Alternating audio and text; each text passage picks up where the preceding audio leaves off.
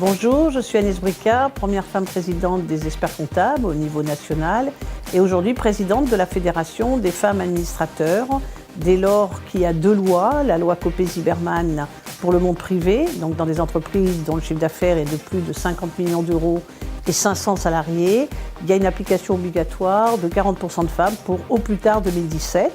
Donc dans le CAC 40, on est à 28%, dans le SBF 120, on est plutôt à 22%.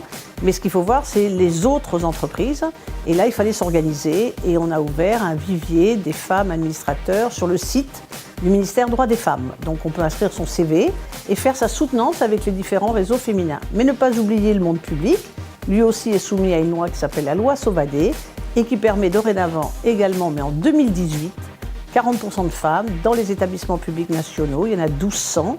Et donc là aussi, il faut s'organiser. Et pour la première fois, on a fait une sorte de SAV de ces deux lois avec la création de cette fédération des femmes administrateurs en inscrivant plus de 8 grandes associations.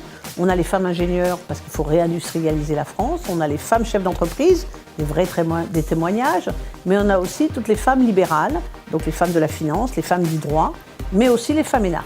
Donc voilà les femmes administrateurs qui s'organisent, qui mettent en place ce qui est demain les 40% en 2017. Alors plus de femmes administrateurs veut dire aussi, dans le cadre de cette modernisation qu'on souhaite tous, que la mise à niveau dans les conseils d'administration, 40% de femmes, c'est aussi quelques points de croissance. Dans le cadre de la RSE, on a bien vu que les anglo-saxons ont démontré que diversité et parité créent de la valeur. Créent de la valeur parce qu'il y a un capital masculin, il y a un capital féminin, il y a des compléments, tout simplement. Et quand on arrive à des postes de pouvoir de décision, c'est-à-dire tel qu'on l'entend, femmes administrateurs, on constate que ces compléments sont utiles à la croissance. Donc c'est aussi savoir que les femmes vont poser des questions dans les conseils d'administration, là où souvent ça se passait dans les couloirs. Et si on veut faire agir et rétroagir les choses et faire avancer l'innovation, c'est aussi par le capital féminin. Donc on y croit, mais ce n'est pas uniquement ce qu'il faut s'arrêter dans cette réflexion. Il ne faut pas s'arrêter là, il faut penser maintenant à avoir des modèles de femmes présidentes.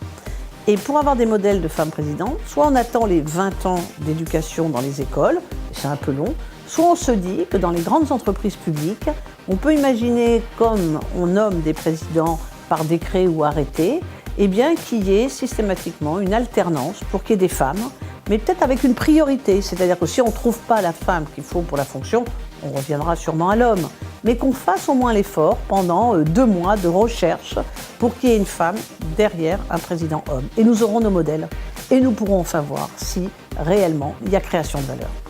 Chefs d'entreprise, systématiquement, le dernier mot qu'on peut leur donner, c'est de dire qu'ils ont bien constaté l'appui des femmes, mais souvent c'est dans la partie des employés, ouvriers, assistantes. Il faut réellement leur dire que quand on a des actionnaires ou des associés, il faut y inscrire ce capital féminin parce que la discussion, elle est tout à fait là-dessus transparente, plaisante, mais surtout, elle fait avancer les choses. Moi, je pense à l'innovation et la femme, elle part toujours du principe que tout peut être innovant dès lors qu'on ne pense pas simplement au passé, mais qu'on se projette dans l'avenir. Et c'est ça le capital féminin.